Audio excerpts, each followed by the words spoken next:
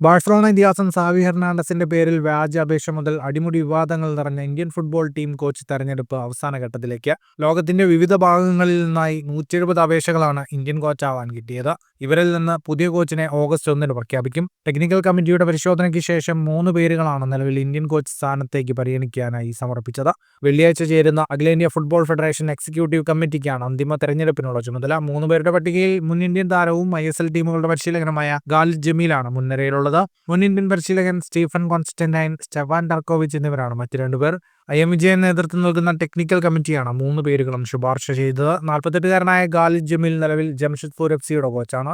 അടുത്ത ഒക്ടോബറിൽ Asian cup യോഗ്യതാ മത്സരങ്ങളുള്ളതിനാൽ പുതിയ കോച്ചിന് മുന്നിലെ ചുമതലകളേറെയാണ്. അതുകൊണ്ട് തന്നെ തെരഞ്ഞെടുപ്പും സ്ഥാനമേൽക്കലും വൈകില്ല.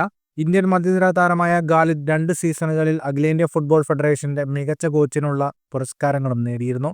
മനോല മാർക്കസ് സ്ഥാനമൊഴിഞ്ഞൊഴിവിലാണ് ഇന്ത്യ പുതിയ കോച്ചിനെ തേടുന്നത്. കൂടുതൽ ഫുട്ബോൾ വാർത്തകൾക്കും വിശേഷങ്ങൾക്കുമായി ചാനൽ സബ്സ്ക്രൈബ് ചെയ്യുക.